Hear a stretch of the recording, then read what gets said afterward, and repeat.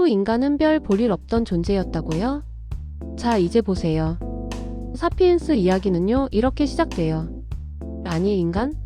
원래 별거 없던 종족이었다. 이 말부터 일단 뒤통수를 탁 때립니다. 왜냐?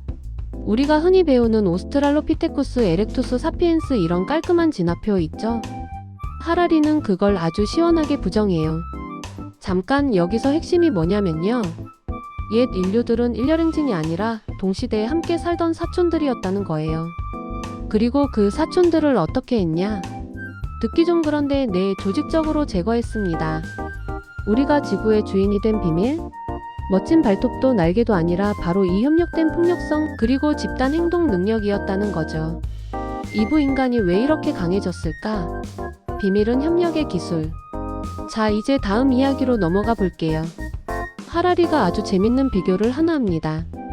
인간 vs 침팬지. 자, 누가 더 강할까요? 솔직히 말해서 10일이면 인간은 그냥 져요. 침팬지가 8임이 몇 배나 세거든요. 그런데 잠깐 여기서 반전이 나옵니다. 침팬지 6마리 vs 인간 1명. 인간이 절대 못 이기죠. 근데 침팬지 6마리 vs 인간 6명. 그래도 침팬지가 이겨요. 그럼 침팬지 6마리 vs 인간 6,000명. 이제는 완전히 게임 끝입니다. 왜냐면 인간은 낯선 사람과도 협력할 수 있는 능력을 가진 유일한 종이기 때문이에요. 여기서 핵심이 뭐냐면요. 이 협력은 단순히 서로 좋아서가 아니고 존재하지 않는 이야기를 함께 믿는 능력, 즉 인지, 혁명에서 나옵니다. 국가, 신화, 회사, 돈 전부 실체 없는 상상이지만 모두가 믿으니까 움직여지는 거죠. 요게 인간을 약한 신체에서 강한 집단으로 바꿔버린 비밀병기입니다. 산부인지 혁명 존재하지 않는 걸 믿는 능력. 자, 이제 진짜 핵심으로 들어갑니다. 여기서 하라리가 말하는 인지 혁명은요, 그냥 머리가 좋아졌다가 아니에요. 정확하게 말하면 보이지도 않고 만져지지도 않고 실제로 존재하지도 않는 어떤 허구를 집단적으로 믿는 능력. 이게 인간을 완전히 다른 차원으로 끌어올렸습니다. 잠깐 이게 왜 중요한지 아세요? 예를 들어서 이런 겁니다. 우린 국가를 본 적이 없어요. 기업도 물리적으로 존재하지 않아요. 천국, 학령, 권리, 법 다 눈에 안 보이죠. 근데 인간은 이걸 있는 것처럼 믿어요. 그리고 그 믿음 때문에 수천 수만 명이 한 방향으로 움직입니다. 침팬지에게 야, 우리도 국가 만들자. 해보세요. 그런 개념 자체가 불가능하죠. 인간만이 허구를 구조화하고 공유하고 그것을 근거로 조직을 만들어냅니다. 여기서부터 인간은 육체적 약점, 상상력 기반 협력력으로 게임 체인저가 된 거예요. 사부 농업혁명 축복이 아니라 인류 최대의 사기극. 자, 이제 분위기 확 바뀝니다. 우리가 학교에서 배운 농업혁명 보통 이렇게 기억하죠? 농업이 시작되면서 인간은 정착했고 풍요로워졌고 여유도 생겼다. 그런데 하라리는 여기서 통 큰 뒤집기를 합니다. 잠깐 이 부분이 진짜 중요해요.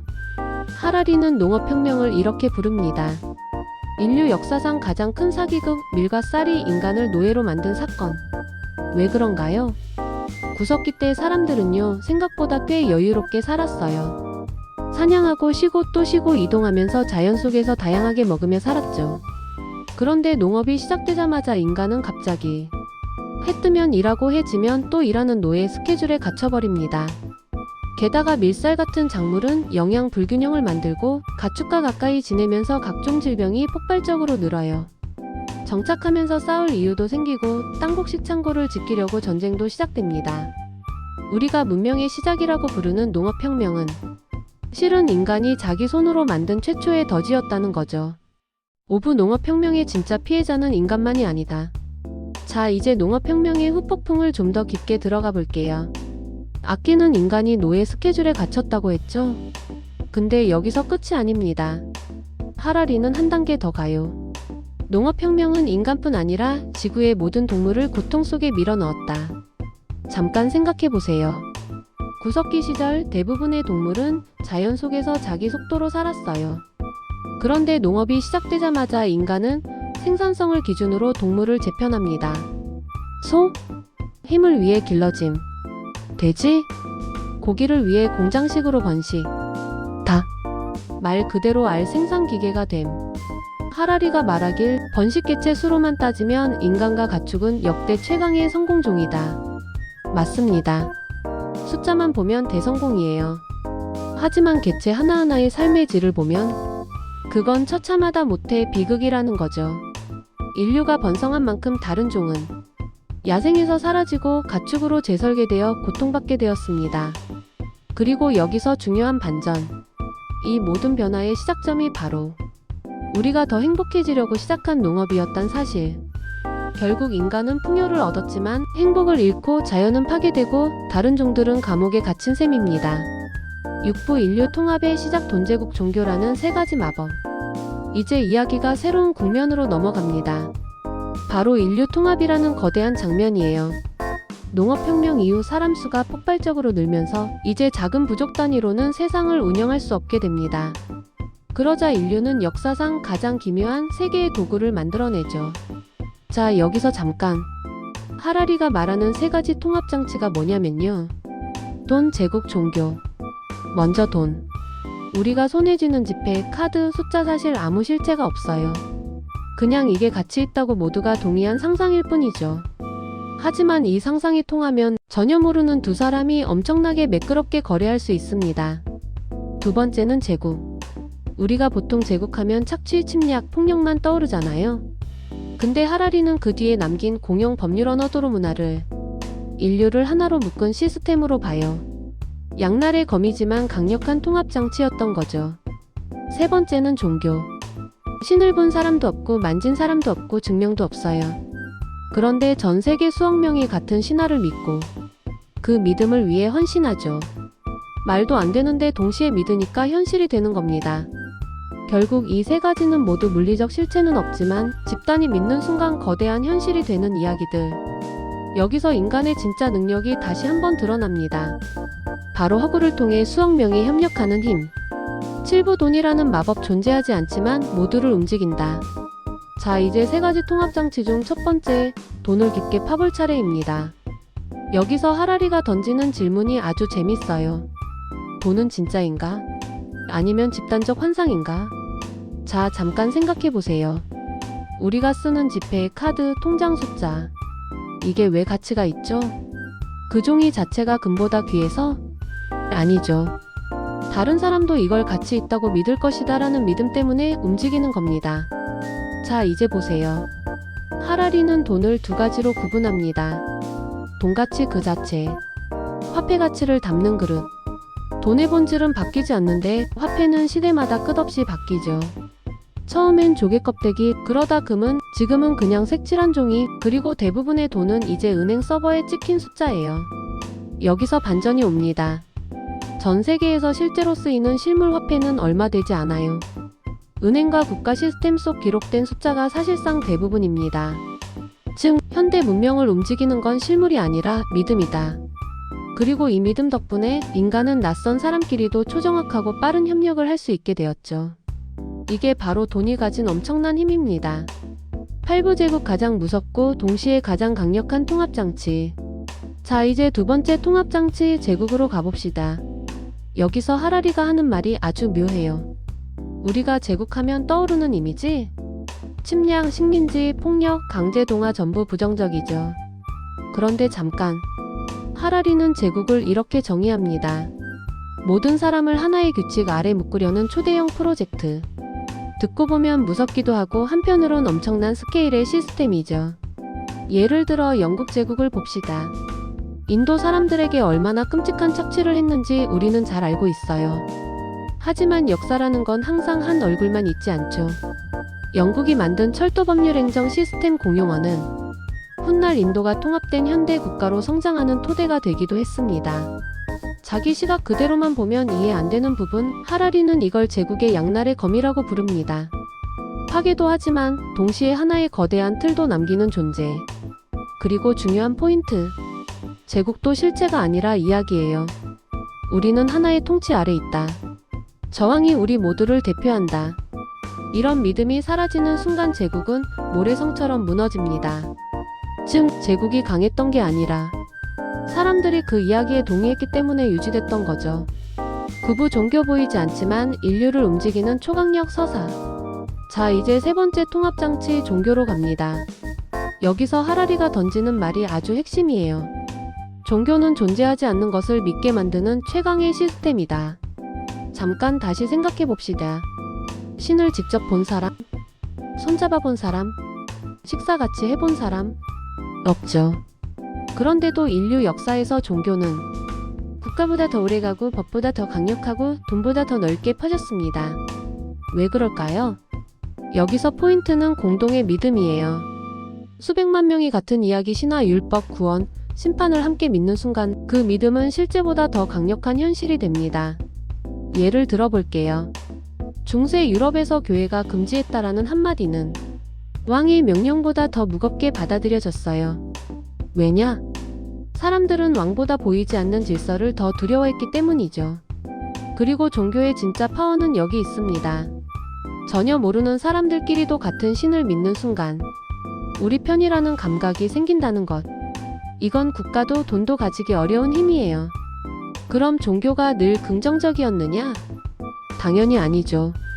십자군, 종교전쟁, 박해다 종교가 만들어낸 폭력이기도 합니다. 하지만 동시에 문명, 철학, 도덕, 체계, 예술의 발전도 종교가 큰 축을 차지했죠. 하라리의 결론은 딱 하나예요. 종교는 인류 협력의 또 다른 초대형 엔진이었다. 실체는 없지만 믿는 순간 엄청난 힘을 갖는 이야기. 10부 과학혁명 500년 자고 일어나면 세상이 뒤집혀 있다. 자, 이제 새로운 시대가 열립니다. 바로 과학혁명이에요. 하라리가 이 장을 시작할 때 아주 인상적인 장면을 하나 던지죠. 1100년에 살던 사람이 500년 동안 잠을 자고 1492년에 깨어나면 놀라지 않을 것이다. 잠깐, 이게 무슨 말일까요? 1100년이든 1492년이든 사람이 사는 방식이 비슷했기 때문이에요. 말 타고 다니고 촛불 켜고 비슷한 옷 입고 비슷한 음식 먹고, 한마디로 기술, 지식, 삶의 방식이 거의 정지 상태였다는 거죠. 그런데 반전은 여기서 터집니다. 1492년 선언이 500년 뒤인 지금 깨어난다면 아이폰 화면만 봐도 기절합니다. 비행기, 기차, 전기, 인터넷, 이건 아예 다른 행성이에요. 하라리는 이렇게 말해요. 과학혁명은 인류가 처음으로 우리는 모른다라고 인정한 순간 시작됐다. 이게 왜 중요하냐면요. 중국 이슬람 고대 문명들은 우리는 이미 모든 중요한 진리를 안다고 믿었어요. 반면 유럽은 기이하게도 우린 모른다. 그래서 더 알아야 한다. 이 태도를 선택했죠. 그리고 그 무지를 인정하는 용기가 탐험, 발명, 실험, 관찰, 산업혁명으로 이어지고 결국 현대 문명을 만들어냅니다. 즉, 과학혁명은 지식이 폭발한 사건이 아니라 모른다는 사실을 드디어 알게 된 사건이었다. 11부 유럽이 갑자기 세계를 지배한 이유, 경쟁, 무지, 인정의 폭발력. 자, 이제 과학혁명이 어떻게 세계사를 바꿨는지 그 동력을 좀 더 깊게 들여다볼 차례입니다. 하라리가 내놓는 핵심 질문이 있어요. 왜 하필 유럽이었을까? 중국도 기술이 있었고 이슬람 문명도 수학의학이 압도적으로 앞섰는데요. 잠깐, 여기서 반전이 나옵니다. 유럽이 특별히 똑똑했던 게 아니라 유럽이 제일 불안정하고 분열돼 있었기 때문이라는 거예요. 자, 이제 보세요. 중국은 거대한 하나의 제국이 모든 걸 통제했습니다. 황제가 탐험 금지 라고 한순간 엄청난 기술을 갖고도 바다로 나갈 수 없게 되었죠. 인제도 체제 안에 갇혀버립니다. 반면 유럽은 나라가 쪼개질 대로 쪼개져 있었어요. 포르투갈, 스페인, 네덜란드, 영국, 프랑스 모두가 서로 우리가 먼저 발견해야 한다 며 경쟁했습니다. 한 나라가 막으면 옆 나라로 가서 계속 할 수 있었죠. 이게 바로 유럽의 무서운 힘. 분열이 곧 혁신의 엔진이 된 것. 그리고 여기에 무지 인정이 더해지죠. 우리는 모른다, 그럼 가서 확인하자. 이 태도가 탐험과 과학을 동시에 가속화합니다. 콜럼버스가 신대륙을 발견한 것도 유럽 전체가 모르는 세계를 확인하려는 충동을 공유했기 때문이에요. 그리고 이 순간부터 세계 지도는 완전히 다시 그려집니다. 결론은 아주 간단해요. 유럽은 강해서가 아니라 모르는 것을 인정하고 그리고 서로 미친 듯이 경쟁했기 때문에 세계를 장악했다. 12부 신대륙 발견의 진짜 의미, 지식자본 제국의 삼중연합. 자, 이제 과학혁명의 여파가 어떻게 세상을 완전히 뒤집었는지 신대륙 발견을 중심으로 더 깊게 들어가 볼게요. 보통 우리는 콜럼버스가 신대륙을 발견했다. 대항해 시대 시작. 이렇게만 배우죠. 근데 하라리가 보는 관점은 훨씬 더 냉정하고 훨씬 더 구조적입니다. 잠깐 여기서 핵심이 뭐냐면요. 1492년의 신대륙 발견은 우연한 항해 사건이 아니라 과학자본 제국이 결합되며 등장한 첫 번째 글로벌 프로젝트였다는 겁니다. 자, 이제 보세요. 1. 과학의 힘지도에 없는 세계를 실제로 확인하자. 유럽은 자신들의 무지를 인정했기 때문에 지도 밖에 뭐가 있을까? 라는 질문을 실험으로 밀어붙입니다. 콜럼버스의 항해는 그 실험의 상징적 순간이었죠. 그때 중국은요, 나침반종이 화약을 발명한 나라였지만 정작 그 기술을 체제 유지에만 썼습니다. 이미 다 안다라는 태도가 새로운 세계를 막았던 것. 이 자본의 힘 탐험이 아니라 투자 비즈니스. 콜럼버스의 항해는 모험가의 도전이 아니라 스페인 왕실이 투자한 하이리스크 하이리턴 프로젝트였습니다. 말 그대로 초기 스타트업 시드 투자 같은 느낌. 금양실료 노예. 발견만 하면 미친 수익이 난다. 이 경제 논리가 항해를 더 가속화합니다. 3제국의 힘발견 점령 자원 이전. 발견한 뒤에 바로 따라오는 게 뭐죠? 이 땅은 이제 우리 것이다. 유럽 제국들은 새로운 대륙을 과학적 발견이 아니라 군사적 경제적 지배의 대상으로 바라봤습니다. 이 세 가지가 합쳐지자 어떤 일이 벌어졌냐면 현지인 인구의 대멸종, 자원의 대규모 약탈, 유럽부의 폭발적 증가, 세계 권력 구조의 완전 재편. 즉 신대륙 발견은 단순한 모험이 아니라 현대 자본주의와 제국주의의 출발 버튼이었던 겁니다. 하라리의 결론은 아주 명료해요. 유럽이 세계를 장악한 건 군사력 때문이 아니라 과학자본 권력이 처음으로 손을 잡았기 때문이다. 13부 자본주의의 탄생 이윤이 신이 되던 순간. 자, 이제 본격적으로 자본주의의 이야기가 시작됩니다. 하라리는 말해요. 과학혁명은 자본주의와 결합할 때 비로소 폭발력을 얻는다. 왜냐? 과학이 새로운 지식을 만든다면 자본주의는 그 지식을 돈으로 바꾸는 힘을 만들기 때문이죠. 잠깐만요. 여기서 중요한 반전이 하나 있습니다. 우리가 알고 있는 자본주의는 그냥 장사하고 돈 버는 시스템이 아닙니다. 미래의 이윤을 믿고 현재의 자본을 빌려오는 구조, 즉 신용이 핵심이에요. 자, 이제 보세요. 1. 신용혁명. 미래의 불을 먼저 당겨 쓰는 기술. 오늘날 기업이 돈을 빌릴 때 뭐라고 하죠? 미래에 돈 벌 테니까 지금 투자해주세요. 이 단순한 말이 역사를 바꿉니다. 미래를 낙관하는 태도가 경제를 성장하게 만들었어요. 하지만 중세까지는 정반대였죠. 미래, 더 나빠질 거야. 그래서 아무도 대규모 투자를 하지 않았습니다. 자본주의는 이렇게 외쳤습니다. 미래는 지금보다 더 좋아질 것이다. 이 생각이 신용을 폭발적으로 증가시켰고 은행, 금융, 기업이 빠르게 확장되죠. 이 기업의 탄생 개인이 아닌 법인이 주인공이 된 시대. 네덜란드 동인도 회사를 기억하시죠? 이 회사는 문자 그대로 현대기업의 시초입니다. 투자받고, 돈 벌고, 배당하고, 군대도 운영하고, 영토도 점령하고. 이때부터 국가는 더 이상 절대적 권력이 아니라 기업과 경쟁하는 플레이어가 됩니다. 3. 자본주의의 빛과 그림자. 자본주의는 과학혁명과 함께 혁신무역 산업 기술을 폭발적으로 성장시켰습니다. 하지만 동시에 노예무역, 식민지 착취, 자원수탈, 빈부격차, 전쟁 산업, 이런 어두운 그림자 역시 함께 키웠습니다. 하라리의 핵심 메시지는 이거예요. 자본주의는 인류가 만든 가장 강력한 시스템이지만 늘 윤리폭력 불평등의 문제와 함께 간다. 즉 이 시스템은 인류를 부자로도 만들고 지구를 파괴하는 괴물로도 만들 수 있는 양날의 검입니다. 14부 인간의 자유의지 진짜 내 선택일까? 누가 설계한 선택일까? 자, 이제 하라리가 던지는 가장 철학적이면서도 소름 돋는 질문으로 들어갑니다. 우리가 하는 선택은 정말 우리 것인가? AI 알고리즘 빅데이터가 발전한 지금 이 질문은 단순한 사변이 아닙니다. 현실이에요. 우리가 SNS를 켜면 딱 내가 보고 싶은 영상이 떠 있죠. 쇼핑몰에 들어가면 아, 이거 사고 싶네 싶은 물건이 추천되고요. 왜 이런 일이 일어날까요? 알고리즘이 내 취향, 내 감정, 내 행동 패턴, 내 지출 성향, 잠들기 직전 보는 콘텐츠까지 모두 기록하기 때문입니다. 그래서 하라리는 이렇게 말합니다. 당신보다 당신을 더 잘 아는 알고리즘이 등장하면 자유의지는 허상에 불과해진다. 사람들은 이렇게 말하죠.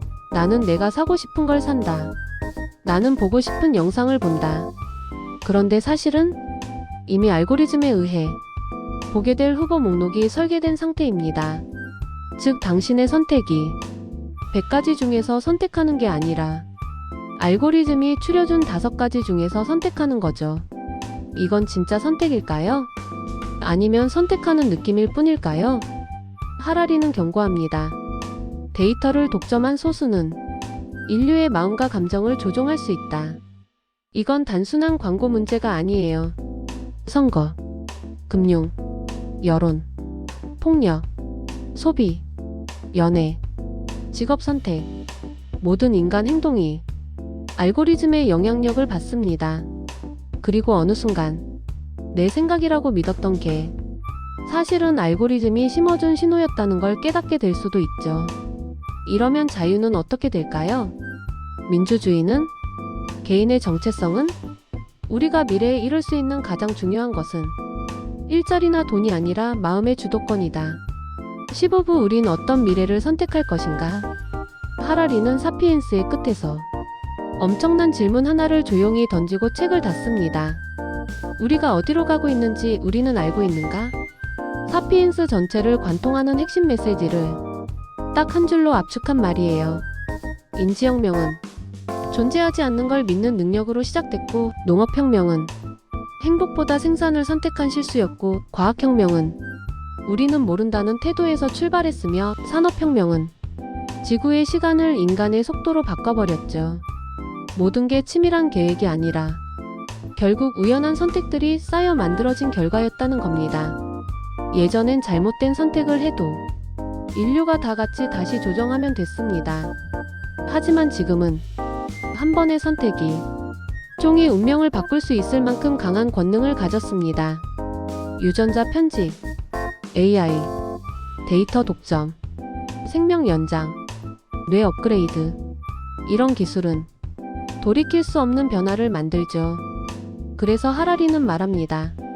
지금 인류는 역사상 처음으로 자신의 미래를 스스로 설계해야 하는 존재가 되었다.